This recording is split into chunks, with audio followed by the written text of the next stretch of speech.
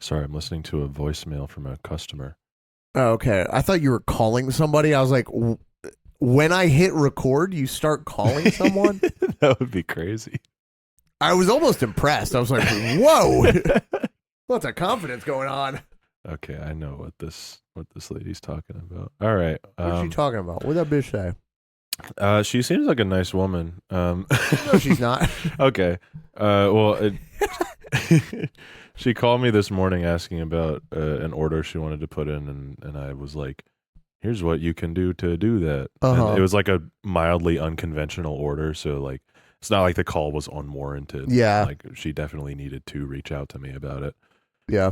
And then the voicemail was just, hey, I submitted the orders, smile. And I was like, cool. Awesome. Because I guess my phone didn't go off. Because sometimes it doesn't do that. When people call me, it just sends them straight to voicemail. I don't get any notification. That's interesting. Yeah, I don't know what the problem is. Maybe go in your settings.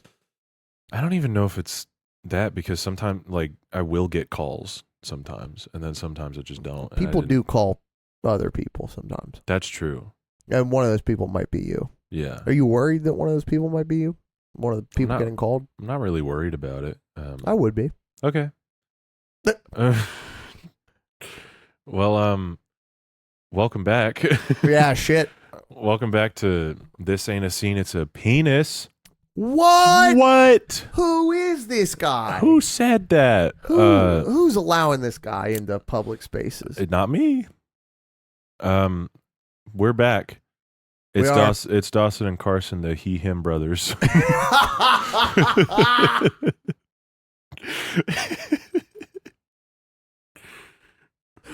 Oh, holy fuck. That's incredible. Yeah, the he/him brother. The he/him brothers. I'm he. And I'm him. And we're the he/him brothers.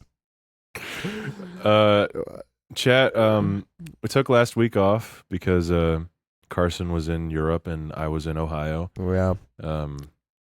Two very similar places. Two very, very similar places. It was for me, it was a grand old time. Focello was a lot of fun. Yeah. Played the best show we've ever played.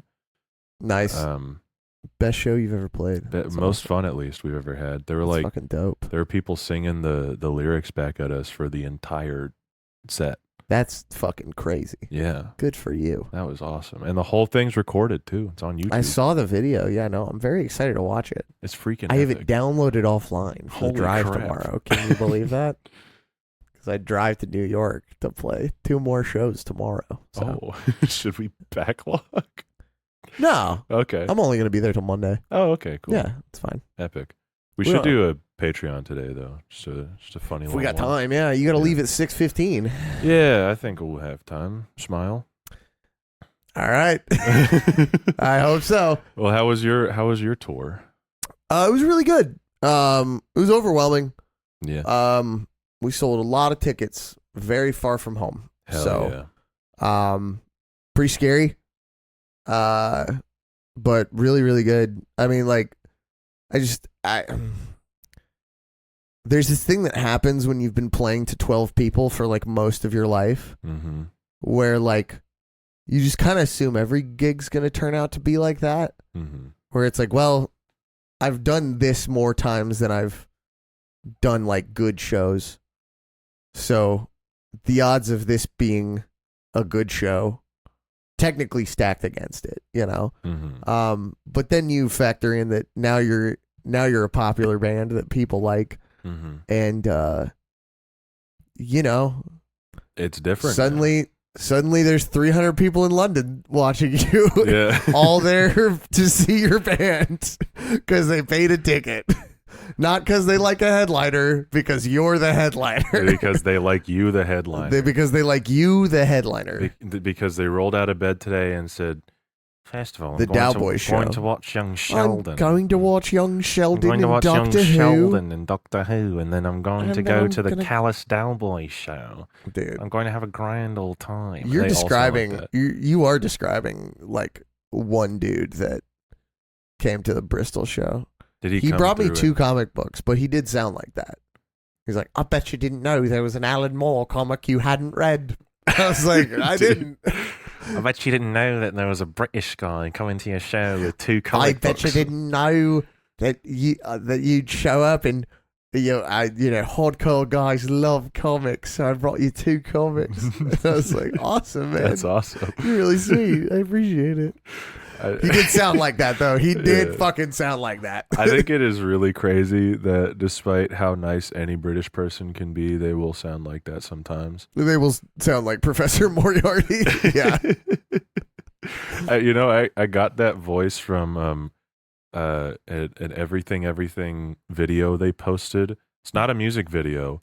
It's called In the Studio with Dave Sardine. And you've told me about Dave Sardine. Yeah, they have this character, Dave Sardine, for anyone who's unfamiliar. He's got a paper mache mask on that looks like Gru from Despicable Me, and he talks like this. It started with Brian Eno, and it was finished by Brian Eno, and it's like a 5-minute video, and it's so strange, but it's one of my favorite videos on the whole website. That's awesome. I love Dave Sardine. There are lots of everything shirts at these shows. Hell yeah. Yeah. And I wanted to be like, I mean, I don't have shit to say about that band, so I wanted to stop people and be like, I know who that is, but like, I just, Hey, my podcast mate really loves that band. My co-host on my podcast loves that band. Anyway, you want to talk about having gay sex? So it's cool though. Cool stuff. Pretty sick. Download Festival. Mm-hmm. Pretty unbelievable. I think we played to like 6,000 people. Damn, bitch. Yeah, it was a lot. Stage was very big. It was cool. Apparently we were one of the only bands to say something about Palestine on stage. Damn. Not to brag or nothing. That's not what I'm trying to do here, but like, hey, check this out. Yeah. It's just like interesting to me that like a festival that was riddled with so much controversy, like nobody else wanted to say anything. Like I'm sure Dying Wish said something. Dying Wish goes hard as fuck, but like, and I don't know them super well, but like, I mean, for a festival, they're about what they're about. So like, I assume they said something, but like, I would imagine, yeah. Yeah. It seems like if you're in a position, because for those who don't know, Download was for a period of time sponsored by Barclays, which was a big funder of the IDF. They dropped it. Barclays pulled out of Download and all the festivals that they were on because of pressure from bands who were on Download and everything, and it was apparently bands who were on our stage in our day. Yeah. So we actually got a better time slot because of that. Wow. But if you're in a position where you're playing Download and you can't reasonably pull out financially, like it would be very, very bad. Like, first of all, understandable. Second of all, if you're going to get up there, why not say something about it? Like, you don't want to give the impression it's like, hey guys, I fucking love what Israel's doing right now. Yeah. I think they're so Barclays. sick. I love Barclays. I love the IDF. Yeah. I just, I co-sign everything that they've ever done. Like, you don't want to come off like that, especially when, I mean, it'd be funny if there was a guy that like hated Israel but loved the IDF. Yeah. That'd be a new type of guy. I hate that nation, but damn, that army is effective. That army is cool as shit. That army fucking rocks, don't they? That would be crazy. That would be a crazy thing. But it's just kind of the bare minimum at this point. I mean, and like, it's also important to keep in mind that a lot of the people going to Download have no fucking idea about any of that. So that's another thing where it's like, you can say Free Palestine, and then someone in the audience might go, what the fuck that mean? And then like look it up or something. But I mean, I don't know. So just seems like because what are they going to do? What is a Barclays representative going to come down and shoot you in the head if you do that? No. We were asked not to say anything about Barclays on stage. Barclays specifically. Yeah. We were fine to do what we did. Yeah. But like, I was like, which they only told Jackie that because Jackie had a Palestinian flag like on their base cab. Mm-hmm. So they only told Jackie that when we were putting it up. But if they had told me that, I totally would have said something about it. Yo, they just told me not to say anything about this company. They told me not to say shit about Barclays, so time to shit on them a bunch. Yo, I fucking hate those guys. Yo, those guys are gay. That would have been a little controversial if you had said that, I think. It's like, yeah, I appreciate the sentiment, but did you have to go, they're gay or whatever, in Pride Month too? I mean, it's Pride Month, so therefore, like, using gay derogatory it's actually like more powerful. Oh. It's like a horseshoe theory, but for saying gay. It's horseshoe theory, but for slurs. That happens to all of them, actually. Yeah, it's real weird how it works. Yeah, if you're tapped in, then you can like sense the energy shift and like you understand what's going on for sure. But for sure, if you're not, then you're just gonna be really confused all month. I agree. Yeah, I plan to be confused for the rest of Pride Month. I'm tapped in, baby. I'm just gonna put it out there. Yeah, I'm tapped in. You're tapped in. I'm tapped in. We only have a couple more days. Like 10. Yeah. 11 days ish. Yeah, something like that. I'm still tapped in for those days. 11. They call me Tapped In Dawson because I'm tapped in. They do call you that. They do call me that. Why'd they choose June for Pride Month? I don't know. Was last month an awareness month of any kind? It's like either Asian Pacific Islander month last month or next month. I don't know. Because one starts and the other begins. Yes. Sort of a cycle of life. Much like Ouroboros. Yeah. One starts and the other. That's not even what that means. That's the snake eating itself. Yeah. That's the AAPI month snake eating the Pride Month snake's tail. Yeah. And then they just go back and forth. We switch back and forth between Pride Month and AAPI. Dude, I saw this Asian snake the other day. Wait, no, not like that. He was eating this gay snake. Wait, no. No, he was a real snake. I wasn't watching docking porn. I wasn't. No. Oh, man. I would love to pull up Pornhub and just put in gay snake. Gay snake. And just see what happens. I feel like you would get a lot of normal gay porn videos. Well, is there like a porn star named like Snake Patterson or something? I don't fucking know. I don't know. I don't have an encyclopedia of porn stars in my brain. Neither do I. I mean, wink. But maybe there's a guy named Snake Patterson out there. That would be pretty. And I'd funny. like to see fan art of him. I would like to see his penis. I'd like to see him hanging out with the He-Him brothers. Yeah. I would like him and celebrating the He-Him Pride brothers to hang out and have fun together. I saw a not great movie last night. Which movie? I saw Tuesday. Who's Julia Louis-Dreyfus. Oh. It's Tuesday. It's like a A24 like existentialist like grief movie. When did it come out? Last week, I think. Last week? Yeah. What the scallop? I haven't heard about this. If not, it came out this week.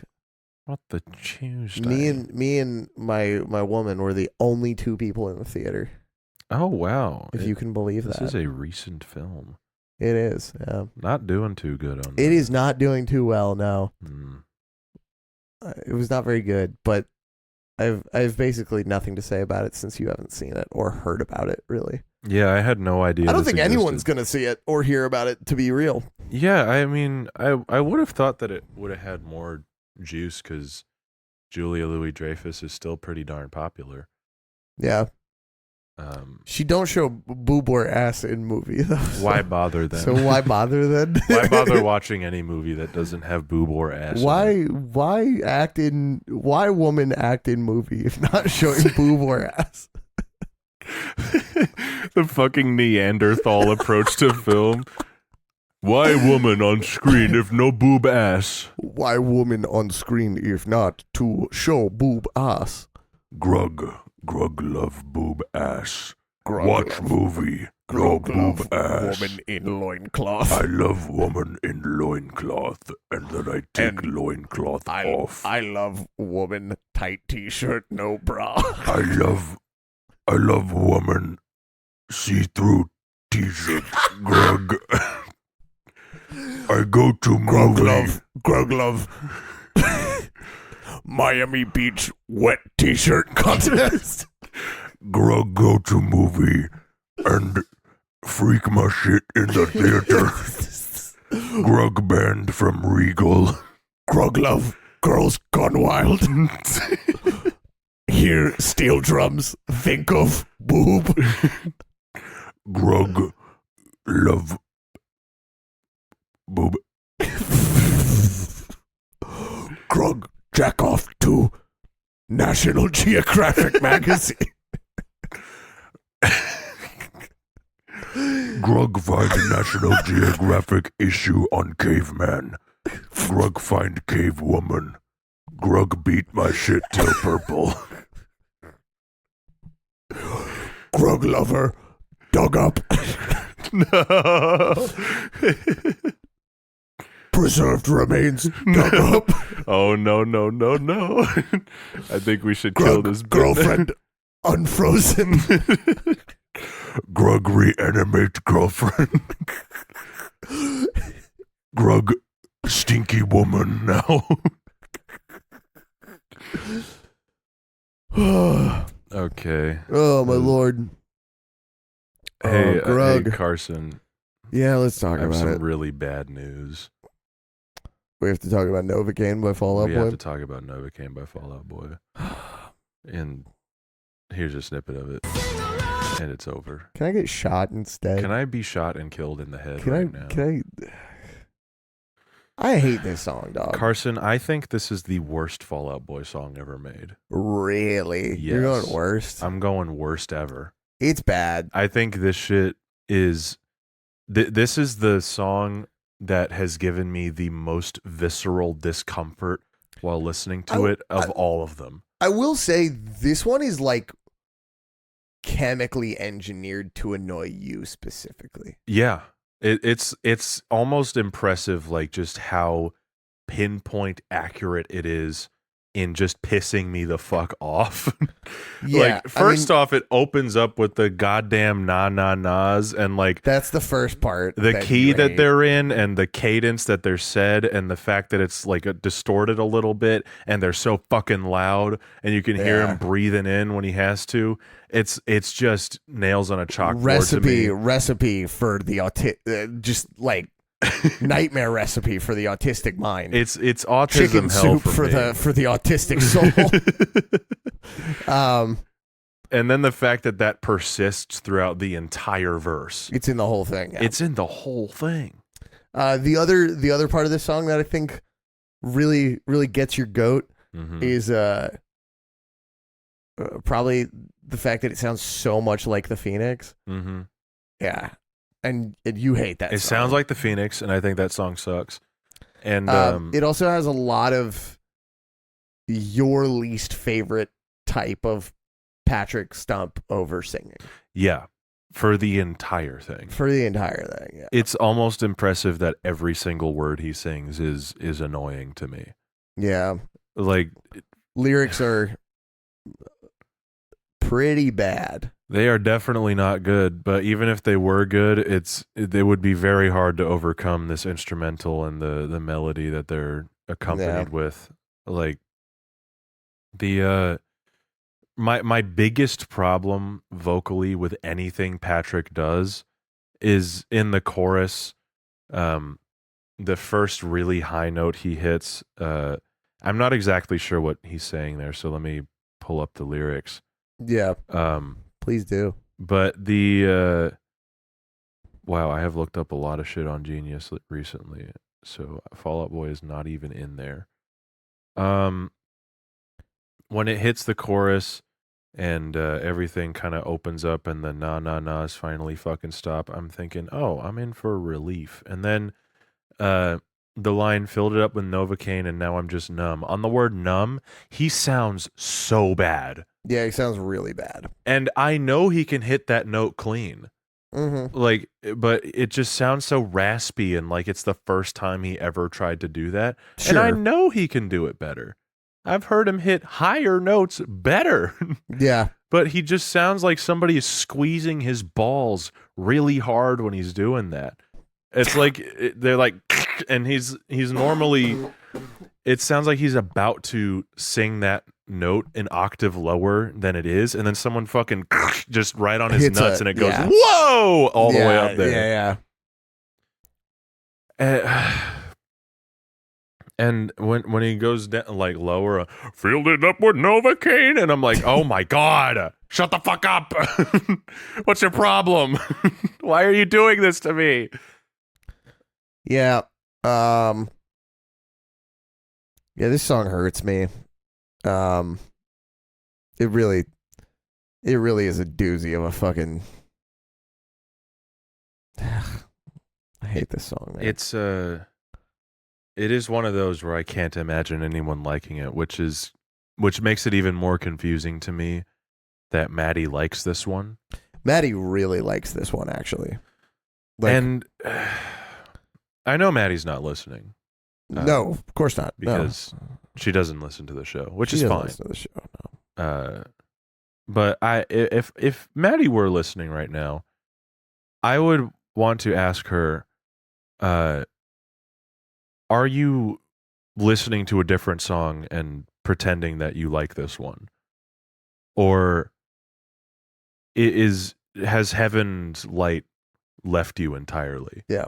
Are you abandoned by the holiness of our Lord? Does God just not love you? Has the devil taken you for good? Because that's the only explanation for liking this song that I can find.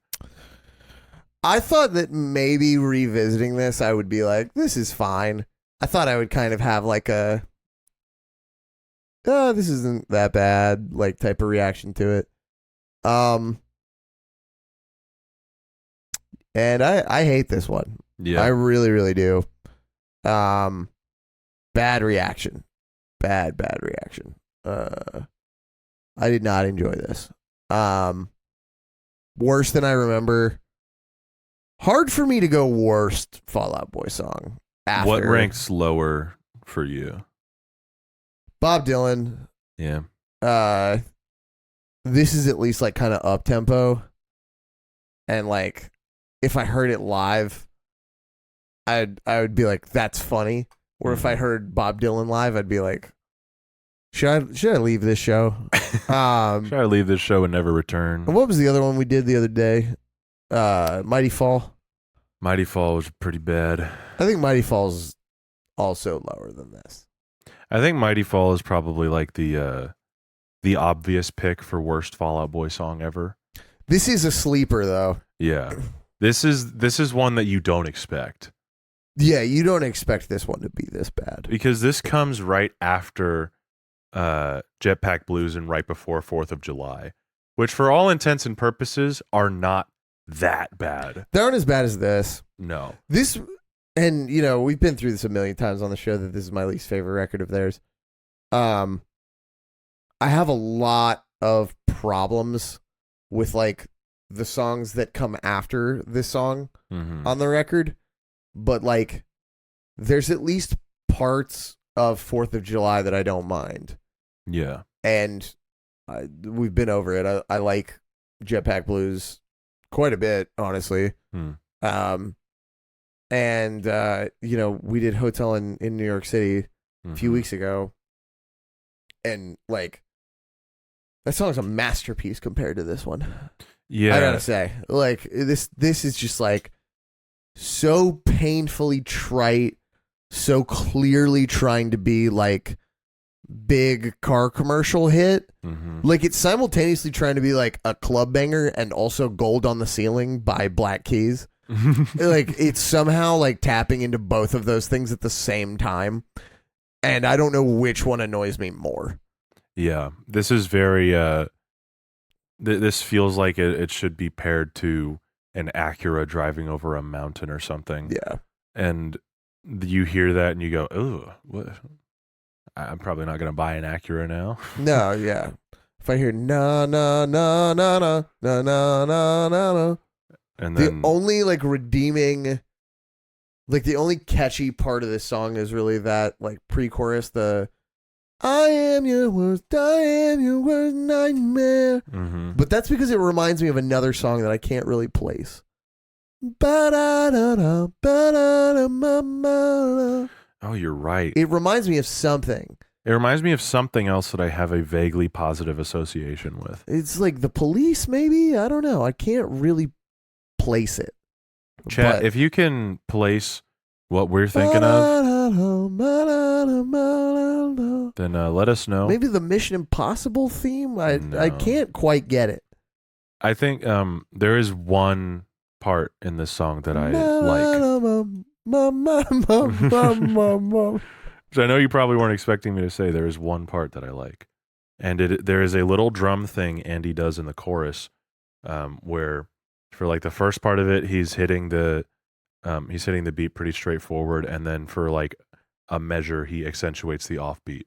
And like the way that he does it reminds me of something that Rui, my drummer, would do. That's cool. Yeah. I didn't see, for me, like worst Fall Out Boy song is like no redeeming qualities. But the thing is, And Mighty Fall and Bob Dylan to me have no redeeming qualities. the only reason why I appreciated that bit was because it made me think of my friend. If I did That's not kinda nice, know, yeah. if I didn't know Rui, that would not have any impact on me. Oh, wait. Oh, fuck. That's the X-Men theme. That's the cartoon theme. I am your worst nightmare. Oh, my God. Oh, that's what it reminds me of. Wow. That's the only reason I like it is because it reminds me of comic books. Have you seen X-Men 97 yet? Yeah. Yeah. I love it. That shit's awesome. It's gas, man. It's gas. One of the comics that I bet you didn't know there was an Alan Moore I bet you didn't know that X-Men I feel 97. so bad. I forgot his name. He brought me an Uncanny X-Men. I love Uncanny X-Men. And I heard that one's love X-Men 97. More like Sex-Men. Yo, dude. Sorry. That was a little overboard. You're a little excited. Nuh-uh. You're acting a little more he than you are him. Fuck. I need You need to be him. to be him. You gotta lock in, brother. Okay. Grind set. Sigma grind set. Yogurt male. Yogurt male. Sigma male. Sex trafficking.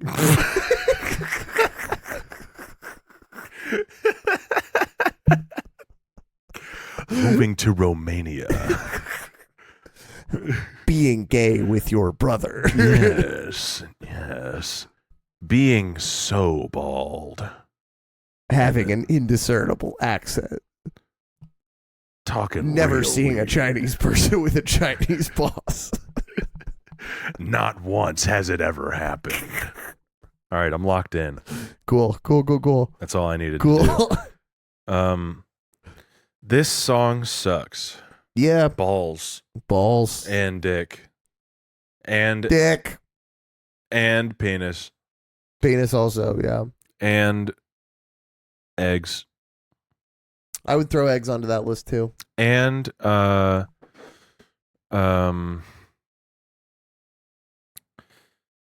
power outlets. Just imagine like a baby going up to a power outlet and just putting its mouth over it. That's awesome is what that is. Yeah, I mean, there's a lot of annotations on these lyrics.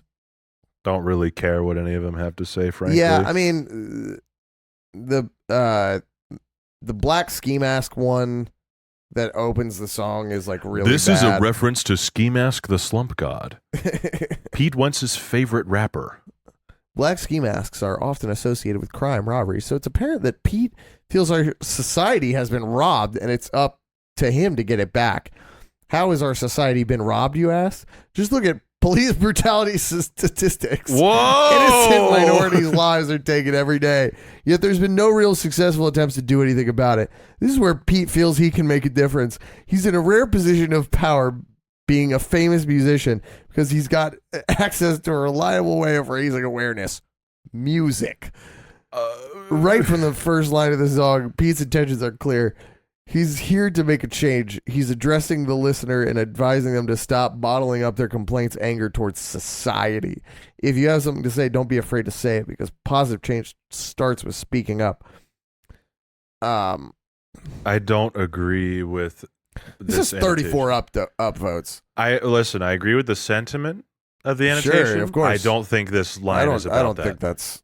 I don't think that's what Pete was cooking. I think this is a Black Ski Mask song, so put all your anger on is meant to be like a hype 'em up lyric. Sure, It's yeah. like, this is the song where you freaking go crazy. Like this is the equivalent of telling everyone to run around in a circle.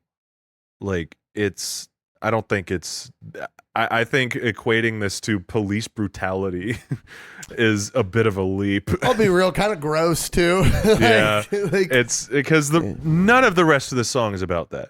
This is a very like standard Pete Wentz self-centered love sucks kind of ballad, not ballad, kind of track. And putting this first line and making it about something deeply serious that should not be paired with Pete Wentz going like, man, love is kind of fucking cringe, isn't it?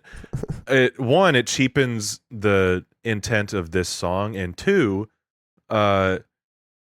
just kind of crass, I suppose, to like kind of put that meaning in there, because it's very clearly not what they were trying to do.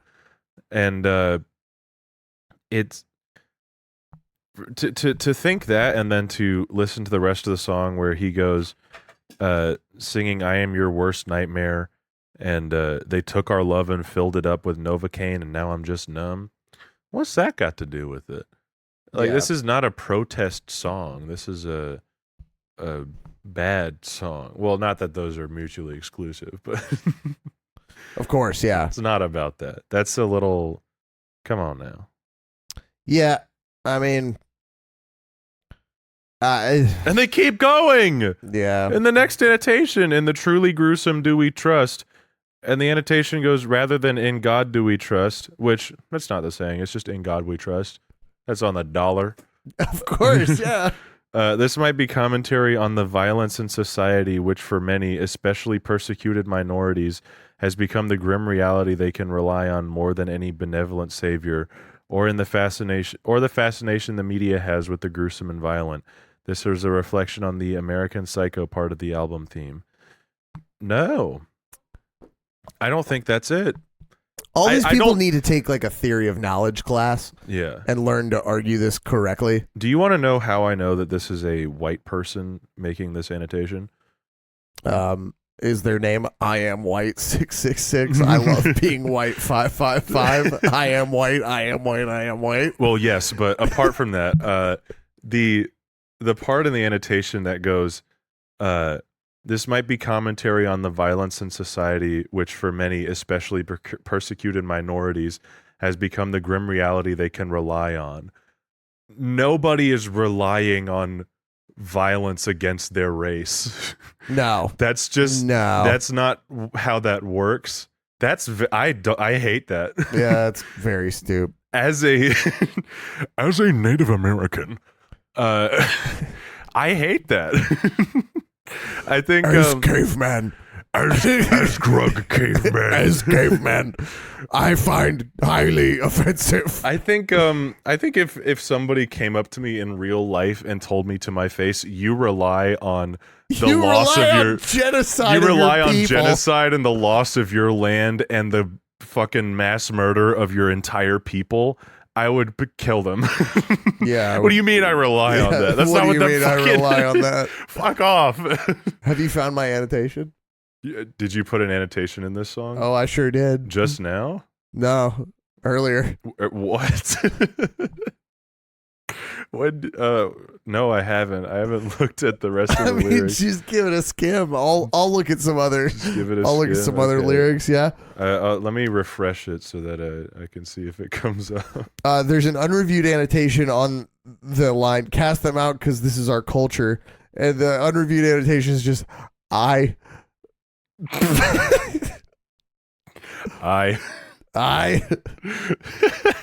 These new flocks are nothing but vultures. Yeah, like the letter I.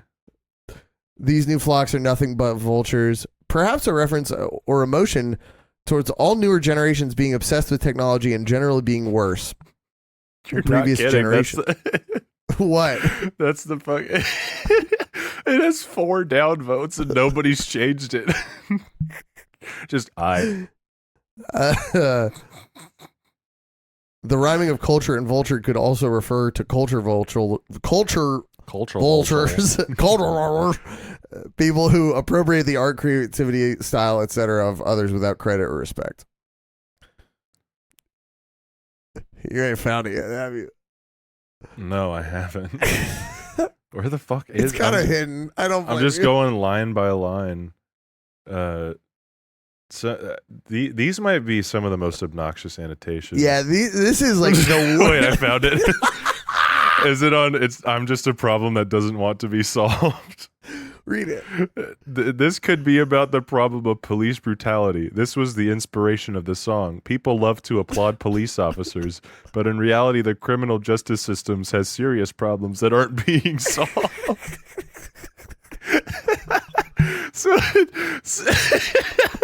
So you're implying here that Pete is calling himself a cop that perpetuates police brutality.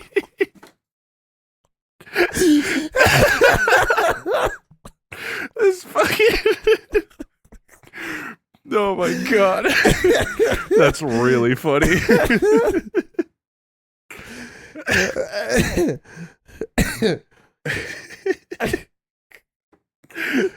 This is about police brutality, which was the inspiration for this song. Holy fuck. This song sucks ass. These annotations are even worse than the song. They suck, man. They're really my bad. god. Okay, I saw this coming. Oh, yeah? So when I remembered the line about the bluebirds, and I was like, they're going to make this about cops, aren't they? Yeah.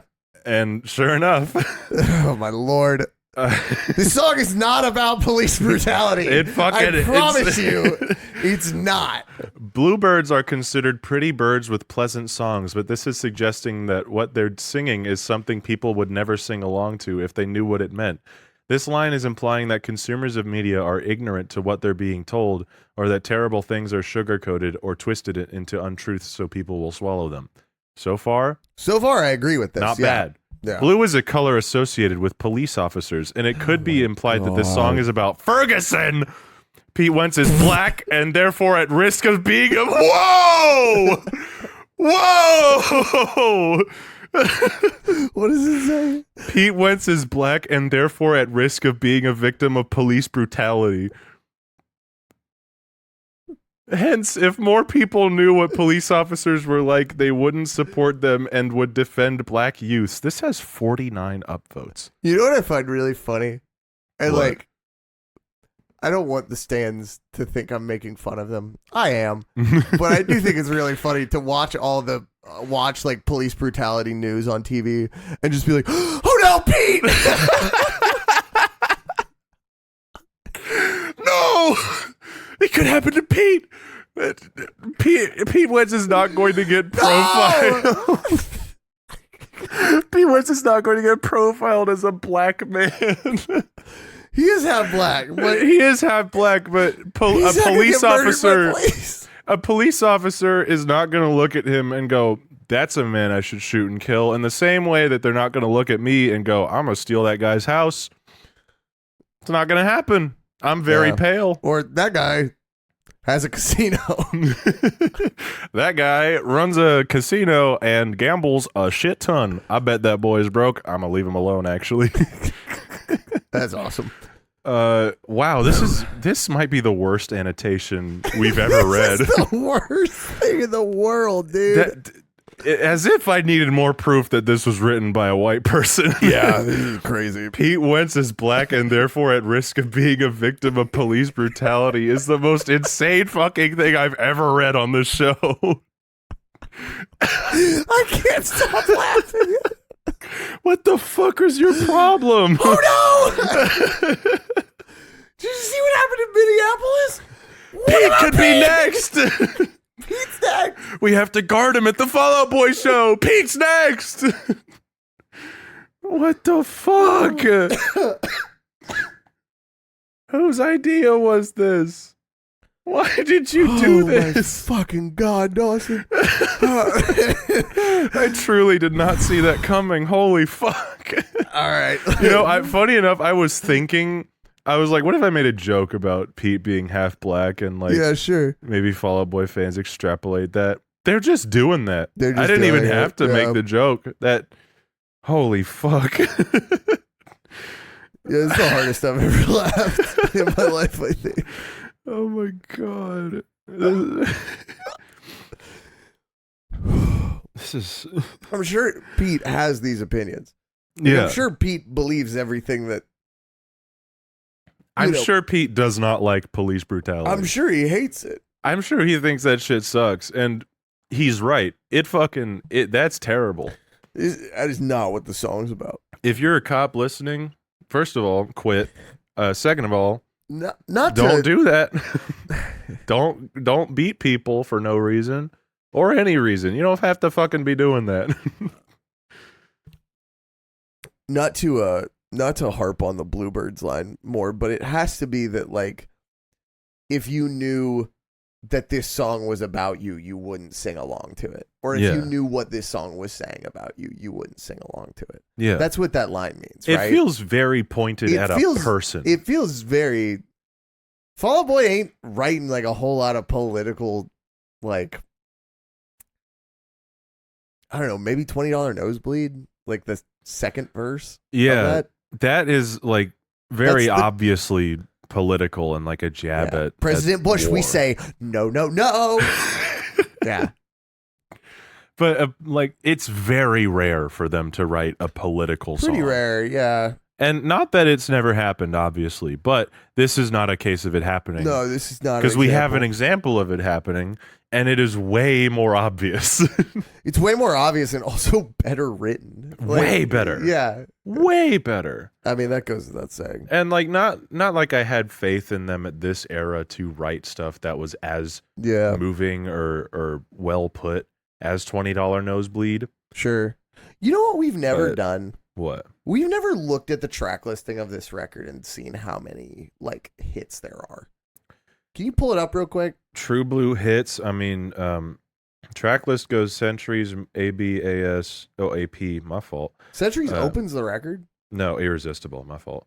Irresistible, American Beauty, Irresistible, Psycho. Kind of a hit. It was not really, though. It wasn't nothing. It wasn't nothing. American Beauty, American Psycho. I don't remember. My favorite song on the record. Not really like didn't really make the waves on the charts at all.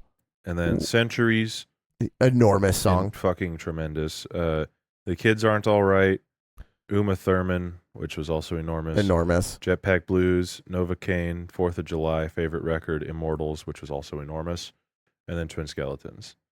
Okay, like, you can really tell which ones like hit based on the view counts.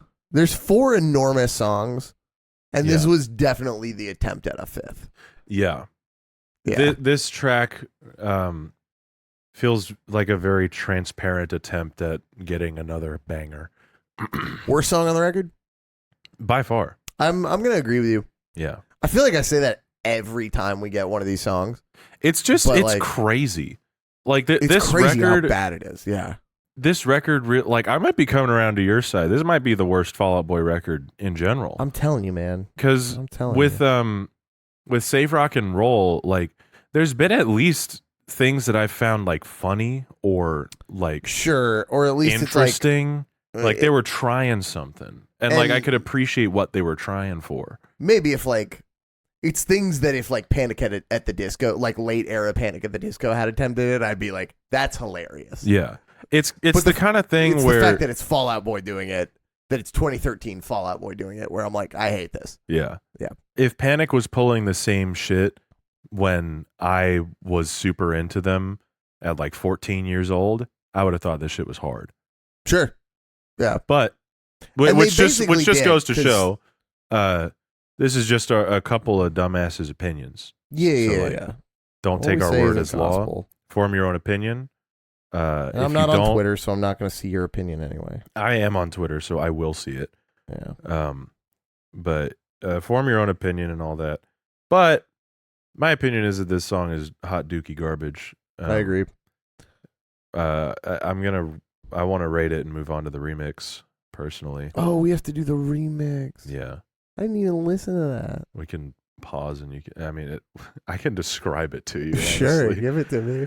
You want to just rate it, and then you can describe the remix to me, and we'll rate that, and then spin the wheel. Yeah. So that we have time to do somewhat of a Patreon. Yeah. I'm giving Novocaine a 0. My first ever. Wow. I'm gonna give it a 1. I'm gonna give it a 2. Because there are 2 songs that I would put beneath this. Mm-hmm. I believe I gave Bob Dylan a 1. Yeah. And I believe I gave Mighty Fall a 0. Yeah. And I could also give this a 1 and just say that it's a higher 1. But it's one of the only songs on the record with guitars on it, so it gets a 2. Guitar tone isn't terrible on this track. Yeah, that's kind of the only thing I like about it. And also it does kind of remind me of the X-Men theme. Yeah. I am your worst, I am your worst nightmare. Okay, so the remix, just imagine any beat from 2015. Yeah, I got you. Something like that. Okay. And like, and now imagine any generic 2015 beat. Starts out with the chorus. The low na-na-nas are not there at all. They are completely absent from this version. Gotcha. Okay. It's this low impact beat with like some shitty 808s. Around the same tempo? Around the same, the exact same tempo, actually. Oh, not great. It starts out with the chorus and then goes into the first verse. Beat is still the same. Okay. Hits the pre-chorus. Beat is still the same. Hits the chorus again. Beat is still the same. And then Gab 3 shows up, which I was confused because it says the feature list is Uzi. I also don't know who Uzi is. But maybe Uzi changed his name to Gab 3 after the popularity surge of Lil Uzi Vert. Maybe, but Uzi shows up and his verse is buried, basically. It's very hard to understand what he's saying. Okay. Because like, and he starts off kind of off tempo and off beat. Okay. It feels like he's latching on to the beat for dear life, but like his hands are slipping. He's almost there, but he's not. He eventually regains his grip. Just some completely inessential bars about hanging out with models because she's doing cocaine. None of them are funny. None of them are funny. Okay. Well, in that case, it's a very short verse. The beat acts like it's about to change or get more intense, and then it doesn't. Okay. Then the chorus hits, then the bridge, and then the chorus again, and the song ends. Okay. 1. Also a 1. Excellent. This is the least essential remix that we have heard so far. Wow. It is like me describing that to you is the exact same experience you would have gotten from listening to it. Damn. Mm-hmm. Well, let's spin the wheel. Let's spin the wheel. Well, first of all, I gotta thank you for listening. Well, first of all, I gotta spread my shit. Thank you so much for listening. If you're still listening, if you're not, that's a shame. I think this is a pretty good episode. Follow Carson and I's bands at the Callous Boys on Instagram, at Callous Boys on Twitter. Follow my band at Bummer Hill on Instagram, at Bummer Hill ATL on Twitter. Follow the podcast at The Dreaded Wheel on Twitter. Subscribe to our Patreon, where you can get more stuff. And that's it. Let's spin this damn ass wheel and let's do it and get out of here. If we get another stinker, I'm going to kill myself. And oh my god. Oh my lord. Oh, thank God. Well, that was close. Yeah. We were right next to Flu Game and Homesick at Space Camp, so it still wouldn't have been that bad. But even so, okay, we got I slept with someone in Fall Out Boy, and all I got was this stupid song written about me, and which is an awesome song. So we're so back. We're so back. We're very, very. We're out of the trenches, chat. Oh my gosh, I feel like I just survived.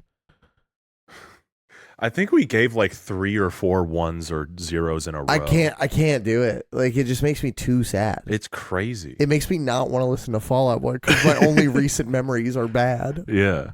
So we'll turn it around next week. But again, thank you for listening, and we'll see you next time. Go fuck yourself. Okay.